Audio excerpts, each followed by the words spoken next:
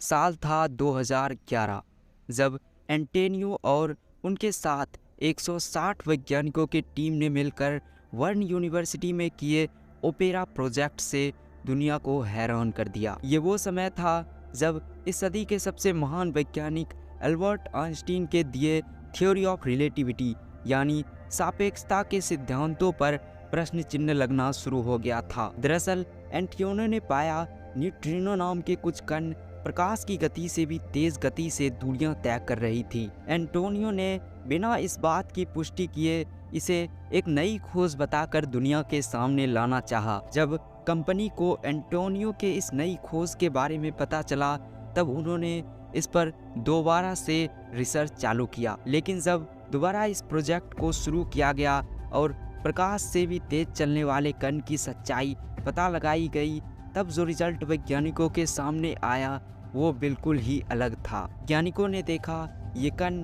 प्रकाश की सबसे नज़दीकी गति को भी हासिल करने में सक्षम नहीं था, क्योंकि एंटोनियो ने जो कुछ भी देखा था वो सिर्फ एक प्रोग्राम की मिस कैलकुलेशन थी। सिस्टम में आई खराबी के कारण दिखे रिपोर्ट को एंटोनियो ने नई खोज बताकर दुनिया के सामने लाना चाहिए, जिसका परिणाम ये निकला कि एंटोनियो को इस नई खोज के लिए उन्हें उनके पोस्ट से सस्पेंड कर दिया गया और ये प्रोजेक्ट भी उसी के साथ बंद करना पड़ा। ये तो केवल एक एक्सपेरिमेंट था, वो भी पूरी तरह से असफल। पर आप याद कीजिए एमसीयू का फ्लैश जिसकी स्पीड लाइट से भी तेज थी। लेकिन हम यहाँ पर फिजिक्स के नियमों को ध्यान में रखते हुए आज ये जानने की कोशिश करेंगे, अगर आपको फ्लैश की पावर मिल जाती है और आप भी लाइट की स्पीड से ट्रैवल करना शुरू कर दो तो आपके साथ क्या क्या होगा, ऐसे कौन कौन से बदलाव होंगे जो आपको खुद में महसूस करने को मिलेंगे। फ्लैश को पावर मिलती थी उसके सूट से। इमेजिनेशन ही सही, हमने एक ऐसे सूट का निर्माण कर लिया जो न सिर्फ आपको फ्लैश की पावर देगी बल्कि आपको हर वो एक्सटर्नल डैमेज से भी बचाएगी। यहाँ पर हमारा एक्सटर्नल डैमेज से मतलब है एटमॉस्फेयर का फ्रिक्शन और साथ ही माइक्रो पार्टिकल्स का टकराव। जबकि लाइट की स्पीड के आगे क्या है इसका जवाब तो हमारे फिजिक्स के भी पास नहीं है, इसलिए हम आपके फ्लैश की स्पीड भी उतनी ही रखेंगे जितनी प्रकाश की गति है। सबसे पहले आप जैसे ही लाइट की स्पीड के करीब से भी ट्रैवल करना शुरू करोगे आपके आसपास का समय बिल्कुल ही धीमा हो जाएगा। ऐसा इसलिए क्योंकि आप उस गति को हासिल करने में सक्षम हो गए हो जो इस पूरे यूनिवर्स की सबसे तेज़ गति मानी जाती है। और इसके साथ ही टाइम ट्रैवल जैसी चीज़ें जो आज के आधुनिक विज्ञान के लिए भी मात्र एक कल्पना है वो आपके लिए वास्तविकता बन जाएगा और आप जब चाहो तब चुटकी बजाते ही समय यात्रा को कर पाओगे।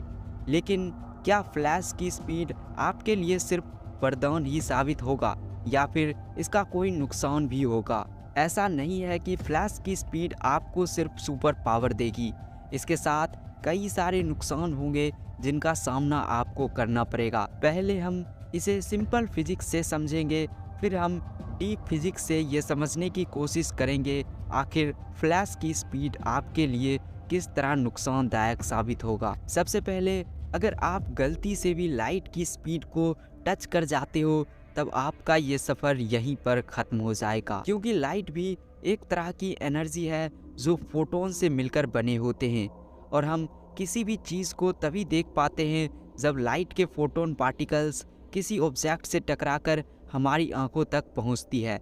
लेकिन जब आप लाइट की स्पीड के इक्वल ट्रैवल कर रहे होंगे तो फोटोन्स भी आपके बराबर ही ट्रैवल कर रहे होंगे, जिससे लाइट के फोटोन्स को कभी ऑब्जेक्ट से टकराकर आपकी आंखों तक आने का समय ही नहीं मिल पाएगा और आपके सामने की रोशनी अचानक से ही गायब हो जाएगी और आपके सामने बिल्कुल ही अंधकार छा जाएगा जिससे आपको कुछ भी नहीं दिखेगा। लेकिन फिजिक्स का ये नियम तभी तक काम करेगा जब आप लाइट की स्पीड के इक्वली ट्रैवल कर रहे होगे। पर अगर आप लाइट की स्पीड के आधे स्पीड से ट्रैवल करो तो शायद आप फ्लैश की स्पीड को इमेजिन कर पाओगे या फिर नहीं, क्योंकि अगर आप ऐसे में बच भी जाते हो तो आप कभी डीप फिजिक्स से बच नहीं पाओगे। महान वैज्ञानिक एल्बर्ट आइंस्टीन ने अपने इक्वेशन E=mc² से ये प्रूव किया था मास और एनर्जी दोनों रिलेटिव होते हैं, यानी किसी भी वस्तु का स्पीड जितना ज़्यादा होगा उसका मास और एनर्जी उतना ही तेज़ी से बढ़ता जाएगा। ऐसे में आप जैसे जैसे अपने फ्लैश की स्पीड बढ़ाओगे आपका मास और एनर्जी भी उतनी ही तेज़ी से बढ़ता जाएगा, और आप जैसे ही लाइट की स्पीड की आधी स्पीड पर भी पहुंचोगे आपका मास बहुत ही ज़्यादा एक्सपेंड हो चुका होगा। और अगर आपका फ्लैश का सूट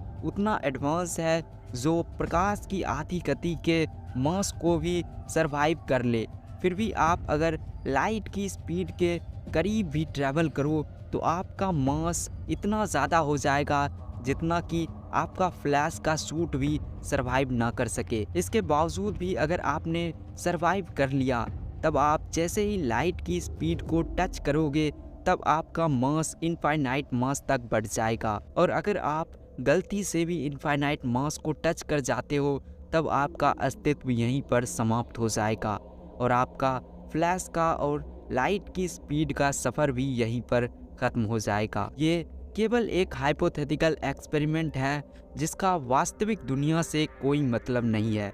असल में प्रकाश की गति के बाद क्या है और क्या कोई कण प्रकाश की गति से तेज़ी से भी ट्रैवल कर सकता है, इसका जवाब हमारे विज्ञान के पास भी नहीं है। आपके फ्लैश और लाइट की स्पीड की इस अनोखे सफ़र के बारे में आपका क्या कहना है, हमें अपनी राय नीचे कमेंट में ज़रूर लिखिएगा।